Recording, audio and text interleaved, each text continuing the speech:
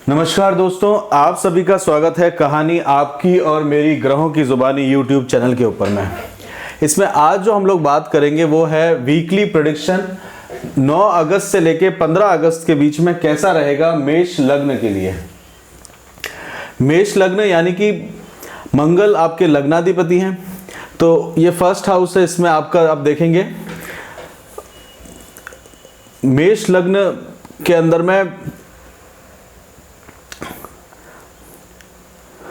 पहले घर यानी कि काल पुरुष की कुंडली से आप देखिए तो आपकी जो कुंडली होती है वो काल पुरुष की कुंडली देखी जाती है और उसी का रेफरेंस लेके बाकी सारी कुंडलियों को भी बनाया जाता है। मतलब किस तरह से ग्रहों का पोजीशन है, किस तरह से वो मूव करेंगे, वो सारी चीजें जो रेफरेंस होता है वो काल पुरुष की कुंडली का भी बहुत महत्वपूर्ण प्रेडिक्शन में काम आता है। इसमें जो सबसे पहले हम लोग देखते हैं कि आपकी जो लग्नाधिपति है यानी कि मंगल सिंह राशि के अंदर में, मंगल जो है वो 21 जुलाई से लेके 5 सितंबर तक यहाँ पे रहेंगे और ये जो समय रहेगा 9 अगस्त से 15 अगस्त का समय, ये 12 डिग्री से 16 डिग्री तक इनका मूवमेंट रहेगा। और मघा नक्षत्र से आगे निकल के अभी वो शुक्र के नक्षत्र में आए हैं यानी कि पूर्वा फाल्गुनी नक्षत्र के अंदर में उनका मूवमेंट हुआ है। तो पूर्वा फाल्गुनी नक्षत्र जो है वो अपने आप में आप देखिए तो घूमने फिरने के हिसाब से जाना जाता है कि मतलब कहीं ट्रैवल करना हो तो उसके लिए। और मेष लग्न जो है वे जातक भी हमेशा अपने आप में घूमने फिरने में विश्वास रखते हैं, क्योंकि उनकी सप्तम भाव के अंदर में शुक्र की राशि आती है, तुला राशि आती है। तो घूमने फिरने का शौक होना, कहीं बाहर जाना और किसी तरह का एक प्लानिंग के समय यानी कि पंचम स्थान के अंदर में प्लान वगैरह करने के लिए मंगल वहां पे बैठे हैं 5th हाउस में। और 5th हाउस के अंदर में उनका एस्पेक्ट है 1 2 3 4 यानी कि केतु के ऊपर में है 1 2 3 4 5 6 7 8 यानी कि 12वें स्थान की यानी कि गुरु की राशि के अंदर में उनका वहां पे वो देख रहे हैं। मंगल का शुक्र के ऊपर में शुक्र के नक्षत्र के ऊपर में होना और शुक्र जो है वो अपने घर से 12वें स्थान पर है यानी कि शुक्र जो है वो कन्या राशि के अंदर में चले जाएंगे 11 अगस्त को। उससे पहले वो सिंह राशि में रहेंगे, परंतु उत्तरा फाल्गुनी नक्षत्र के अंदर में रहेंगे। उत्तरा फाल्गुनी नक्षत्र जो है वो अपने आप में एक तरह से ज्ञान देने वाला विवेक का नक्षत्र है। बुध की राशि आती है, तो बुध की राशि के साथ में सिंह राशि और बुध की राशि के साथ में इफेक्ट रहेगा। बुध जो है वो 9 तारीख को यानी कि 9 अगस्त को चेंज होंगे। 9 अगस्त को वो स्वयं भी सूर्य की राशि में आ जाएंगे यानी कि शुक्र का जो है वो बुद्धि के द्वारा प्रभाव पड़ेगा। मतलब आप देखेंगे कि तो आपके पराक्रम स्थान के स्वामी और आपका जो है 6th हाउस यानी कि जहाँ पे रोग ऋण और आपकी जो सर्विस इंडस्ट्री है या जहाँ आप जॉब करते हैं वहाँ का स्वामी, आपके पार्टनरशिप और स्पाउस से रिलेटेड स्वामी जो है वो अपने आप में 6th हाउस में गया है और वहाँ पे बुद्धि और विवेक का कारक, तो वहाँ वो आपके ऊपर में इफेक्ट लेके आएगा। मतलब ये समय जो है आपके लिए जाएगा आपके पार्टनरशिप के प्रति, आपके स्पाउस के लेके, साथ ही साथ में आपके संतान को लेके। और 6th हाउस के अंदर में शुक्र जो होते हैं वो डेबिलेटेड होते हैं। मतलब यहाँ पे क्या होता है कि एक कन्या राशि जो है वो एक अपने आप में एक बुध की राशि है जहाँ पे बुध मूल त्रिकोण, उनका बुध की जो है मूल त्रिकोण की राशि रहती है, परंतु शुक्र जो है वो यहाँ पे उतना अच्छा रिजल्ट नहीं दे पाते क्योंकि उनको उतना बड़ा वहाँ पे रास्ता नहीं मिल पाता। क्योंकि एक कुंवारी कन्या, मतलब कन्या राशि मतलब एक कुंवारी कन्या जिसके एक हाथ में जो है अग्नि और एक हाथ में धान है, मतलब नॉलेज और लॉजिकल थिंकिंग के ऊपर में रहता है। और लॉजिकल थिंकिंग में अभी शुक्र जो है वो वैभव को रिप्रेजेंट करते हैं। तो वैभव होना और इस तरह से चीजों को प्राप्त करने के लिए आपका जो है समय जाने वाला है। और शुक्र का 6th हाउस में आना, एक तरह से ये भी आपको ध्यान देना होगा मेष लग्न के, किसी महिला का, विशेषकर स्त्री महिला का अपमान ना करें, वो आपको नुकसान दे सकता है इस ट्रांजिशन के टाइम, यानी कि 11 अगस्त से लेकर 6 सितंबर के बीच में। तो शुक्र के लिए वो बहुत ध्यान देने वाली बात है। और उत्तरा फाल्गुनी नक्षत्र जो है वो सूर्य का है, तो यानी कि सूर्य जो है वो आपके माता के स्थान पे बैठे हुए हैं, तो माँ से रिलेटेड, और सूर्य पिता के कारक होते हैं और 4th हाउस में बैठे हुए हैं माँ के घर में, तो वहां पे आपको ध्यान देने की जरूरत है। अपने माँ और मतलब अपने पेरेंट्स का अपमान ना करें इस समय, और अपने जो आसपास जो आपके साथ में काम करें तो उनको, स्त्रियों को ना लें, वरना ये आपको थोड़ा सा नुकसान में डाल सकता है, आपके गुप्त शत्रु बनवा सकता है, आपको किसी ना किसी बड़ी तरह की परेशानी के अंदर में शुक्र का जो है वो आपको लेके जा सकता है। खर्चा बढ़ाने के साथ साथ में संतान पे भी इफेक्ट लाएगा, क्योंकि शुक्र जो है वो बुध की राशि के अंदर में बैठे हुए हैं, और बुध अपने आप में मघा नक्षत्र यानी कि केतु के नक्षत्र में, यानी कि एंसेस्टर यानी कि पुराने जो हमारे पूर्वज रहते हैं, हमारा जो पुराना ज्ञान रहता है उसमें रहते हैं, और पुराने ज्ञान के जो कारक हैं अष्टम यानी कि मंगल की ही राशि के अंदर में केतु बैठे हुए, यानी कि आपके पुराना घर, पुराना परिवार, साथ के साथ में ये भी देखा जाए कि आपके इन-लॉज का भी हाउस ये माना जाता है, और आपके लिए अष्टम स्थान के अंदर, मतलब यानी कि 6, 8, 12 के अंदर में ग्रहों का इम्पैक्ट लाना, वो एक बहुत इंपॉर्टेंट इस समय रहेगा। तो बुद्धि जो है वो उस तरह से आपकी चलेगी कि आपके परिवार के लिए, आपके एंसेस्टर्स के लिए, या हमारे उस तरह का एक सोच इसके अंदर में डेवलप्ड होता है।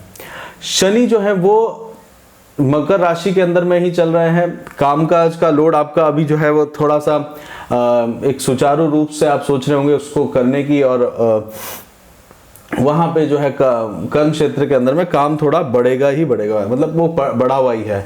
और धनिष्ठा नक्षत्र के अंदर में गुरु भी चल रहे हैं। धनिष्ठा नक्षत्र मंगल के ही नक्षत्र है, और मंगल का जो है एस्पेक्ट, सप्तम दृष्टि अगर देखें 1, 2, 3, 4, 5, 6, 7, सप्तम दृष्टि गुरु के ऊपर में बनी हुई है।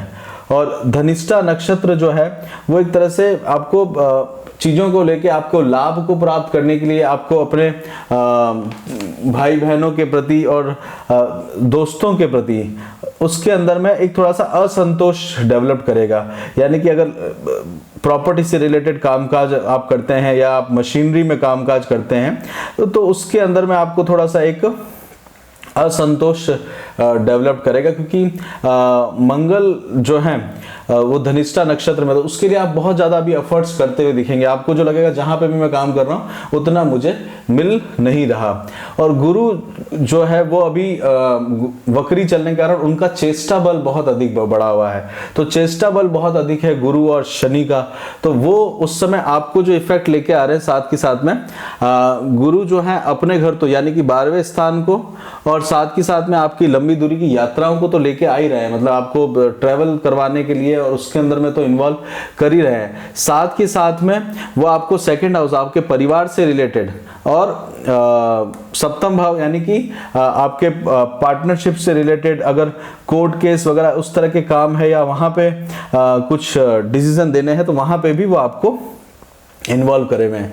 वैसे ही शनि जो है वो आपको 10वें स्थान और 11वें स्थान का इफेक्ट लेने के साथ साथ में पहले घर के अंदर में भी इफेक्ट ला रहे हैं। और आप देखेंगे तो मंगल जो है वो आपके 12वें स्थान को देख रहे हैं अष्टम दृष्टि से, और शनि जो है तीसरी दृष्टि से, 1, 2, 3, वो भी तीसरी दृष्टि से आपके 12वें स्थान को देख रहे हैं, तो वह आपका बढ़ा हुआ है।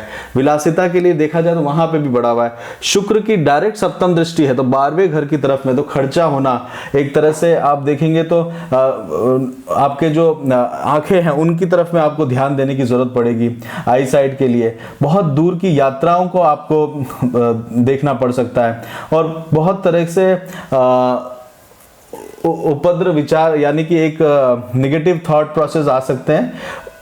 थोड़ा सा अपयश भी हो सकता है, वहां पे भी सावधान रहने की आपको जरूरत है। हालांकि मंगल जो है वो आपके त्रिकोण में जरूर बैठे हुए हैं, और मंगल जो है वो आपके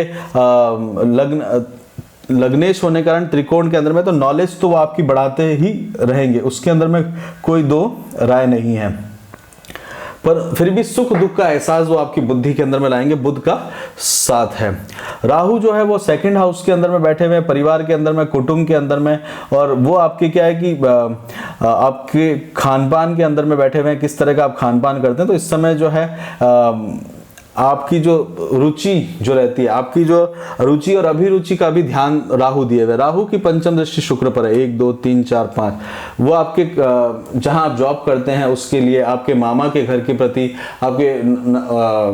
आपके अगर आपके सौतेली माँ है तो वहां पे उसको वो इफेक्ट लेके आते हैं। साथ के साथ में राहु 1 2 3 4 5 6 7 8 9 शनि पे भी दृष्टि डाले हुए, यानी कि कर्म क्षेत्र के अंदर पे भी पाप ग्रह के ऊपर में दृष्टि पड़ना एक तरह से बहुत ही रिजल्ट जो होता है थोड़ा सा अच्छा नहीं आता।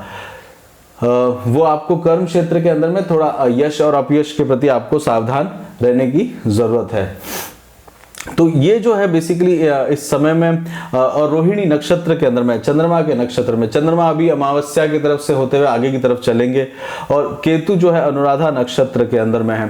अनुराधा नक्षत्र जो है वो अपने आप में शनि का ही नक्षत्र है, तो काफी लंबी लॉन्ग, मतलब एक तरह से देखिए बहुत पुरानी चीजों को लेके, लॉन्ग टर्म संबंधों के लेके वो आपको लेके आएगी, और आपके जो पुराने पूर्व के जो संबंध होंगे उनको भी ये उजागर करेगा, क्योंकि पंचम स्थान जो है वो प्रेम का भी है, जिनसे आप प्रेम करते हैं, और वहां पे वो दृष्टि है केतु की अष्टम स्थान के अंदर में। तो और शुक्र का 6th हाउस में जाना, तो पुराने प्रेम को भी वो आपको उजागर इस समय रह सकता है, और आपको वापस पुराने प्रेम की तरफ में ले जा सकता है, वैसा एक समय ये बनता हुआ दिख रहा है।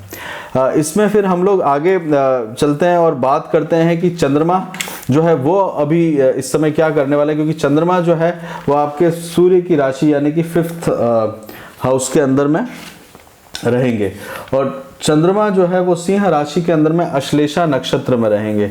अश्लेषा नक्षत्र जो है वो स्वयं बुध का नक्षत्र है, और इस समय आप देखेंगे कि बुद्धि के द्वारा, आप अपने काम के द्वारा, जिस काम में आप फोकस होके काम कर रहे हैं, या जिस काम में आपका मन लग रहा है, वहां पे आप अपने आप को देखेंगे। आपका जो संतान है या आपके जो बच्चे हैं उनका भी इन्वॉल्वमेंट आप उसमें देखेंगे, आपकी नॉलेज जो है उसमें आप बढ़ेंगे। अगर कुछ राइटिंग वगैरह करते हैं या कुछ उस तरह का करते हैं तो वो दिन आपका उस तरह से निकलने वाला है। 9 तारीख में 9 तारीख में जो है आपकी व्यस्तता रहने वाली है अपने कामकाज के प्रति रह के, साथ ही साथ में अपने संतान के प्रति आपका ध्यान जाने वाला है। 10 तारीख को बात करते हैं तो मघा नक्षत्र के अंदर में जाएंगे। मघा नक्षत्र के अंदर में किसी तरह का ट्रैवल वगैरह मत करिएगा, उस समय थोड़ा सा सावधान रहने की जरूरत है, क्योंकि मंगल जो है वो केतु को देख रहे हैं, केतु का नक्षत्र है, केतु अष्टम स्थान के अंदर में। बाकी ओवरऑल जो है कोई डीप नॉलेज या सीक्रेटिव नॉलेज के अंदर में आपका ध्यान जाएगा, किसी भी पुरानी चीज या पुराने समय में आपका ध्यान उस समय आपको लेके जाएंगे। कन्या राशि के अंदर में चंद्रमा जाएंगे, और कन्या राशि के अंदर में पूर्वा फाल्गुनी नक्षत्र में रहेंगे। उससे पहले एक बार और देखिएगा कि जो मूवमेंट रहेगा चंद्रमा का 9 और 10 तारीख को, तो एक परिवर्तन योग बनेगा सूर्य और चंद्रमा के बीच में। चंद्रमा सूर्य की राशि में रहेंगे और सूर्य चंद्रमा की राशि में रहेंगे, तो वो भी एक अच्छा समय लेके आता है, ज्ञान का समय लेके आता है, सृजन का समय लेके आता है। बेसिक एजुकेशन, अगर आप स्टूडेंट हैं तो आपके लिए ये 2 दिन बहुत अच्छे रहने वाले हैं, और कुछ नया सीख रहे हैं तो उसके लिए ये समय जो है बहुत कारगर रहने वाला है। 11 और 12 को देखिएगा कि पूर्वा फाल्गुनी और उत्तरा फाल्गुनी नक्षत्र के अंदर में चंद्रमा रहेंगे, तो ये समय आपका कंपेनियन के साथ में रहेगा, आपके पार्टनर्स के साथ में रहेगा, स्पाउस के साथ में भी हो सकता है, और ये समय एक नई साझेदारी का भी आपका समय हो सकता है। कुछ आप बड़ा इन्वेस्ट करके और इस तरह से भी अपने आप को प्लान कर सकते हैं। उसके बाद में 13 तारीख को देखेंगे तो हस्त नक्षत्र के अंदर में चंद्रमा का मूवमेंट होगा, और 13 और 14 तारीख को 14 तारीख के दिन में बुध का उदय भी हो जाएगा, बुध जो है वो उदय भी हो जाएंगे। और हस्त और चित्रा नक्षत्र के अंदर में चंद्रमा जाएंगे। चंद्रमा जो है वो मंगल के नक्षत्र में जाएंगे, चित्रा नक्षत्र में। किसी तरह का सृजन रहेगा इस दिन आपका, क्रिएटिविटी के ऊपर में आप ध्यान देंगे। हो सकता है कि क्योंकि 12वें स्थान पे है चंद्रमा, आपके 7th हाउस में रहेंगे और शुक्र उससे 12वें पे हैं, तो एक तरह से आपको कुछ नई क्रिएटिविटी या वेल्थ या फिर पैसा बनने का इस समय आपको मौका मिल सके। तो ये दिन आपके लिए ओवरऑल ठीक ठाक रहने वाला है, मतलब बहुत अच्छा भी नहीं और बहुत बुरा भी नहीं। बट हाँ यह है कि मार्केश जो है वो आपका सप्तम स्थान अपने से 12वें चल रहा है, तो वो आपको ध्यान देने की जरूरत पड़ेगी। उसके बाद में 15 तारीख को विशाखा नक्षत्र में चंद्रमा रहेंगे। विशाखा नक्षत्र एक तरह से 15 अगस्त का समय रहेगा और इस समय दुर्गा अष्टमी भी रहेगी और 12 तारीख को आपके विनायक चतुर्थी भी रहेगी, वो भी आपके लिए ठीक रहने वाली है। तो अगर आप विनायक चतुर्थी का 12 तारीख को व्रत करते हैं तो वो भी आपके लिए अच्छा है। और दुर्गा अष्टमी के दिन में आप देखेंगे तो ये आपके लिए व्रत अच्छा रहेगा, क्योंकि शुक्र जो है आपके 6th हाउस में है, तो वो आपके लिए इम्पोर्टेंट है। तो ये 2 तारीख आप ध्यान रखिएगा। इसमें और हम लोग आगे बढ़ते हैं तो हेल्थ के ऊपर में बात करते हैं। तो हेल्थ जो है वो आपकी ओवरऑल थोड़ी सी आपको स्पाउस की हेल्थ का ध्यान देना पड़ेगा और अपनी हेल्थ का भी थोड़ा सा ध्यान देने की इस समय ज़रूरत है। और अगर इस समय घर खरीदना चाहते हैं तो घर खरीदने के लिए एक अच्छा समय आपके लिए बन रहा है। अपने एंसेस्टर घर को ठीक करवाना चाहते हैं तो उसके लिए भी सही समय है। जॉब के लिए अगर बात करी जाए, जॉब चेंज करने के लिए, तो जॉब चेंज करने का अपॉर्चुनिटी इस समय आपको आएगा, उसको आप ज़रूर ले सकते हैं। और यहाँ पे एक माहौल बनेगा कि जिससे आप जॉब को आगे बढ़ा सकते हैं। शादी के बारे में इस समय सोच रहे हैं तो शादी के लिए ये समय जो है वो आपके लिए ओवरऑल ठीक रहेगा। इस समय आप प्लान कर सकते हैं और ये समय में आप फ़ायदा ले सकते हैं। ओवरसीज अगर जाने का समय अगर देख रहे हैं, विदेश जाने के बारे में सोच रहे हैं तो ज़रूर सोचिएगा। विदेश जाने के लिए ये समय अच्छा है, क्योंकि 12वें घर का स्वामी का चेष्टा बल बढ़ा हुआ, यानी कि गुरु का, और मंगल की दृष्टि और शनि की दृष्टि लंबी यात्राओं की तरफ में ले जाती है, तो वो भी एक अच्छा समय आपको लेके आएगा। और इसके साथ साथ में अगर बच्चों के लिए प्लान कर रहे हैं तो उसके लिए समय जो है वो थोड़ा सा एवरेज ही रहेगा, क्योंकि पंचम स्थान के अंदर में मंगल है, मंगल एक गर्म ग्रह है, सूर्य की राशि में है, सूर्य भी घर के अंदर में है, तो उसके लिए थोड़ा सा आपका एवरेज टाइम ही रहने वाला है। और अगर बिजनेस में रहें तो बिजनेस के अंदर में व्यय स्थान बढ़ेगा, नए नए हो सकता है वेंचर वगैरह आप इस समय बनाने के लिए नया नया खर्चा कर सकते हैं। कुछ पार्टनरशिप के अंदर में थोड़ी सी खटपट भी लेके आ सकता है। इसी के साथ ही यहीं पे रोकते हैं मेष लग्न का 9 अगस्त से 15 अगस्त तक के बीच में इस तरह से समय आपका जाने वाला है। आपके 5th, 6th और 7th हाउस में चंद्रमा जाएगा, 6th हाउस में चंद्रमा रहेगा, तो थोड़ा सा आपको डिस्टर्बेंस रहेगी हेल्थ से रिलेटेड, वो ध्यान दीजिएगा। अपना खूब ध्यान रखिएगा और खुश रहिएगा। इसी के साथ यहीं पे रोकते हैं। जय श्री राम।